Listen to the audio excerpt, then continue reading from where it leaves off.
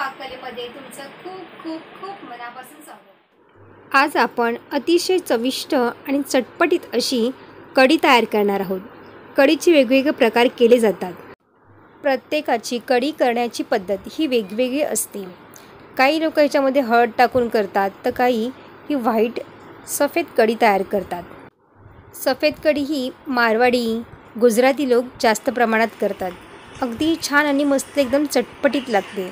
चला मग जास्तीचा वेळ न दवडता आपण आजच्या रेसिपीला सुरुवात करूया। इथे मी अर्धा लिटर ताक घेतलेला आहे। ताक हे खूप जास्त आंबट आहे।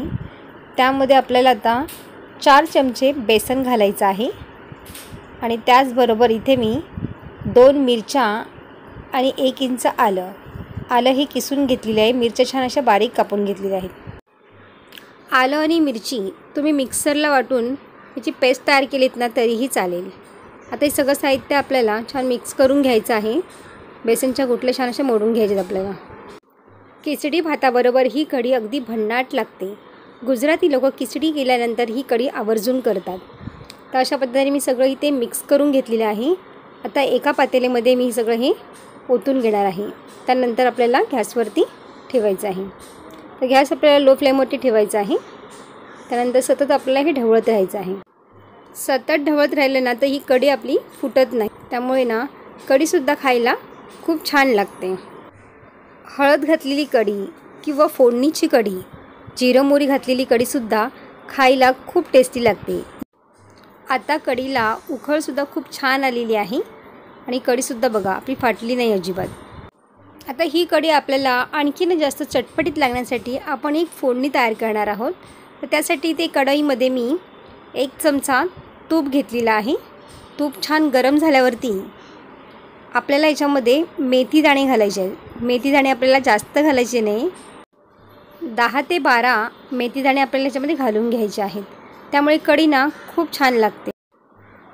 1 चमचा याच्यामध्ये मोहरी घालायची आहे। 1 चमचा आपल्याला याच्यामध्ये जिरं घालायचं आहे।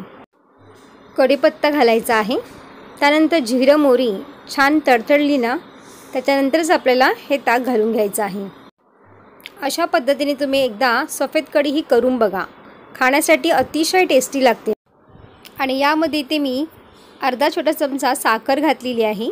साखर तुमच्या आवडीनुसार तुम्ही कमी जास्त करू शकता।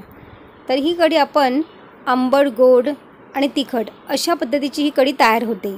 त्यामुळे खाण्यासाठी अतिशय रुचकर लागते। तर आपली कढी आता ही थोडीशी 2-3 मिनिटासाठी आपल्याला उकळ येऊ द्यायची आहे आणि थोडंसं ढवळून घ्यायचं आपल्याला, ताकी कढी आपली फुटत नाही। आता आपल्या कढीला उकळसुद्धा खूप छान आलेली आहे आणि आता आपण याच्यामध्ये मीठ घालणार आहोत। सुरुवातीला मीठ अजिबात घालायचं नाही याच्यामध्ये, कारण की ताकाची कढी जी असते ना ती फुटते। त्यामुळे आपल्याला गॅस बंद करण्याच्या वेळेस आपल्याला ही 1 ते 2 मिनटं आधी आपल्याला मीठ घालायचं आहे आणि वरून छान कोथिंबीर घालायची आहे। आणि तुम्ही बघू शकताय बघा मस्त एकदम चटपटीत कढी आपली इथेही खाण्यासाठी तयार झालेली आहे।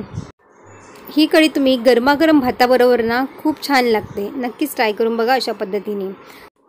अतिशय चविष्ट आणि चटपटीत लागणारी ही रेसिपी तुम्हाला कशी वाटली मला कमेंट्स करून सांगायला विसरू नका। व्हिडिओ आवडला असेल तर लाईक, शेअर आणि सबस्क्राईब करा। बाजूचे बेल आयकॉन पण जरूर प्रेस करा, जेणेकरून जेव्हा पण मी नवीन व्हिडिओ अपलोड करेन त्याची सर्वात आधी नोटिफिकेशन तुम्हाला पाहायला मिळेल। पुन्हा भेटू अशाच एका नवीन रेसिपीमध्ये। तोपर्यंत मस्त खा आणि स्वस्त रहा।